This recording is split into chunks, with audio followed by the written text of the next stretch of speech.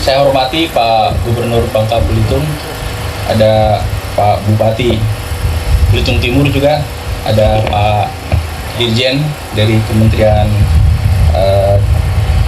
Desa Pembangunan Daerah Tertinggal dan Transmigrasi. Tadi juga saya bertemu dengan Ses Menpora. Terus kalau tidak salah ada dari Kementerian KKP. Dan tentunya ada sahabat saya Pak Budiman Sujatmiko dan juga teman-teman pegiat TIK, ada Pak Andi, ada Pak Semi, belakang banyak ada teman dari Telkom juga, semuanya saya lihat. Assalamualaikum warahmatullahi wabarakatuh, salam sejahtera bagi kita semua. Ibu dan bapak-bapak sekalian, mungkin ada yang bingung, kita bicara desa tapi kementeriannya banyak yang datang. Nah, ini sebetulnya hanya ingin menunjukkan betapa pentingnya desa ini bagi pemerintah yang sekarang. Ya. Bagi kami sebetulnya tidak peduli kementerian mana yang melakukan, yang penting desanya menjadi tambah maju, menjadi tambah makmur. Nah, bagi kami desa itu bukan objek, tetapi desa itu harus menjadi subjek. Desa itu harus menjadi bagian pembangunan. Pemerintah dalam menjalankan pembangunan fokus ke beberapa, katakanlah, stream. Yang pertama, ini tidak berurutan ya, tetapi yang pertama adalah yang berkaitan dengan bagaimana kita meningkatkan ketahanan pangan. Urusannya kebanyakan berkaitan dengan masalah pertanian. Kemudian dengan ketahanan energi. Tadi di jalan saya juga tanya, ini listrik gimana di sini? Karena tanpa listrik kita nggak bisa apa-apa. Nah, mungkin suatu saat di sini solar panel juga bisa dijalankan, hingga bisa diproduksi dengan baik. Karena TIK sekalipun itu tidak akan jalan kalau tidak ada listrik. Jadi yang kedua tadi ketahanan energi. Kemudian yang ketiga yang berkaitan dengan kemaritiman. Kita tahu visi dari pemerintah, visi dari presiden tentang poros maritim. Kita yang sederhana-sederhana aja. Kita di desa, di nelayan, apa yang kita bisa lakukan? Saya diberitahu katanya kita juga punya aplikasi di sini yang akan diberikan kepada nelayan. Dan fokus kepada nelayan, ya, saya sudah mengikuti ada aplikasi namanya MFish dan sudah diluncurkan, diberikan kepada nelayan di Lombok maupun di Kendari. Bagaimana nelayan sebelum melaut itu mendapatkan nomor satu informasi dari BMKG mengenai cuaca. Ya, dalam 3 hari ke depan cuacanya seperti apa, kemudian gelombangnya setinggi apa. Itu yang pertama. Ini menggunakan seluler, ini nelayannya diberikan gratis. Ya. Tapi begitu ke laut, karena tidak ada coverage seluler, aplikasinya hilang. Tapi tidak apa-apa, setidaknya dalam 3 hari nelayan sudah tahu apa yang akan terjadi dengan cuaca di laut. Yang kedua adalah aplikasi lokasi plankton. Mengapa aplikasi lokasi plankton? Karena ikan itu mengejar plankton, menuju plankton, sehingga selayaknya nelayan itu juga menuju plankton. Nah, aplikasi ini tidak bergantung kepada seluler, bergantung kepada satelit. Jadi pada saat di laut pun tidak ada coverage seluler, nelayan masih bisa mengikuti dari ponselnya di mana tuh plankton, sehingga bisa mendekat kepada plankton. Aplikasi yang ketiga tambahannya adalah mengenai informasi tentang harga ikan. Nah, ini nilai tambah yang bisa diberikan memanfaatkan teknologi TIK. Ya, permasalahannya Pak, tantangannya setelah saya cek, sebetulnya targetnya besar. Itu bekerja sama dengan LSM, bekerja sama dengan ada lembaga juga dari donor. Ya. Permasalahannya adalah sustainability, keberlangsungan membina nelayannya Pak. Itu yang kita sulit sekarang adalah LSM, tanda kutip, yang untuk membina nelayan ini memanfaatkan teknologi ini. Ini yang kesulitan. Teknologi ada Pak, mudah. Barangnya ada semua. Ya, karena nelayan juga diberikan charger yang solar panel. Jadi pada saat di laut pun mereka masih bisa charge handphonenya. Nah, saya harap saya diberitahu di sini juga ada aplikasi sejenis ini tidak menjadi dominasi salah satu katakanlah operator atau siapapun. Nah, jadi kita ini butuh membuat satu gerakan, tidak bisa hanya dijalankan oleh satu organisasi. Jadi sama-sama siapapun selama untuk kepentingan rakyat, selama untuk kepentingan lain, ayo jalankan. Dan Kominfo siap untuk mendukung itu. Nah, yang selanjutnya adalah selain dari kemaritiman, pariwisata juga Pak. Pariwisata kita di internasional posisinya, terutama dari konteks ICT-nya masih cukup rendah. Ya, kami berkoordinasi, kami bicara dengan Pak Arief Yahya, di mana prioritas tourist destination. Kita akan masuk ke sana, kita akan dorong industrinya untuk membangun infrastruktur TIK. Kemudian yang kelima berkaitan dengan infrastruktur dan industri. Ya, Presiden kemarin baru meresmikan 2 tol utama, satu di Pandaan Jawa Timur dan satu lagi di Jawa Barat bagian utara, dari Cipali sampai ke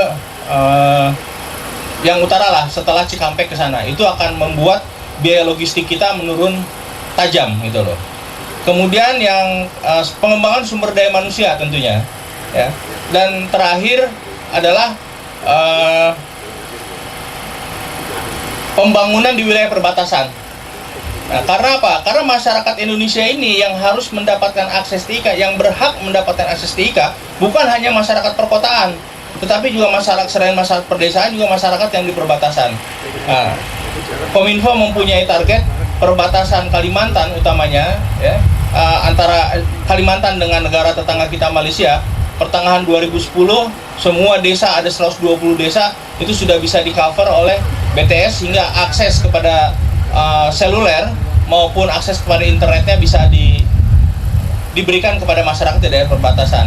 Pilot projectnya sudah Pak, dan ini tidak bisa lagi hanya kembali dikerjakan oleh satu pihak, satu organisasi.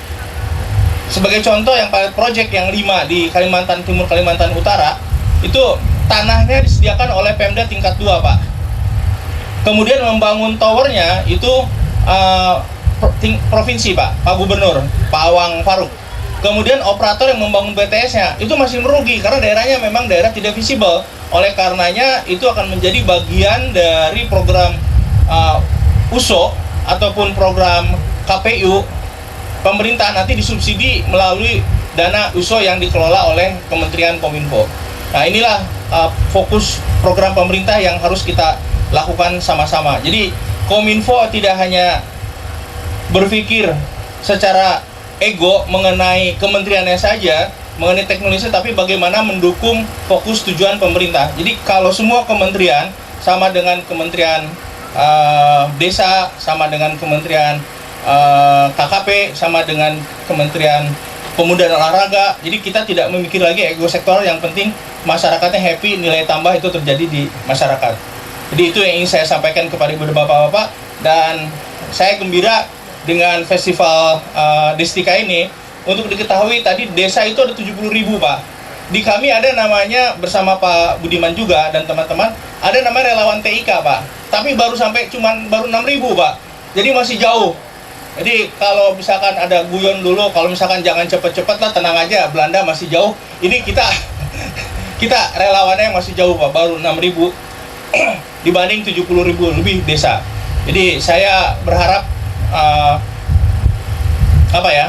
yang dilakukan oleh Pak Budiman dengan teman-teman semua, dengan aktivitasnya maupun dengan aktivitasnya, kalau bisa direplikasi, dan ini saya berharap betul-betul menjadi suatu gerakan, tidak lagi sifatnya hanya parsial, betul-betul gerakan dan semua gulung tangan, jangan lagi ada ego sektoral dan lain sebagainya.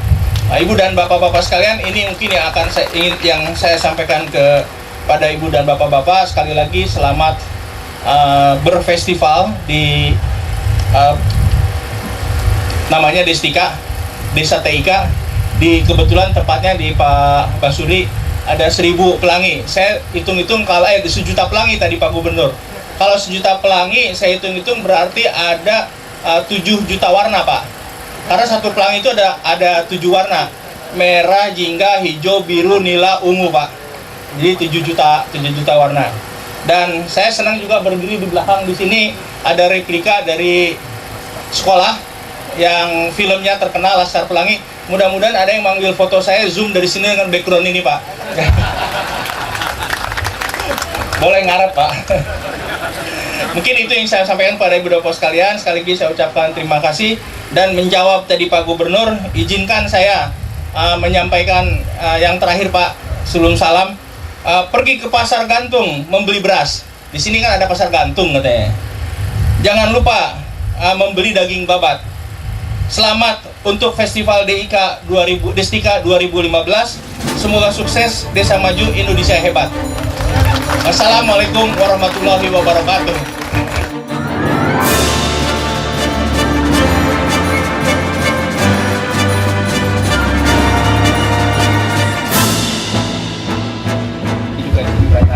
Ini di depan kita juga hadir fasilitas video conference.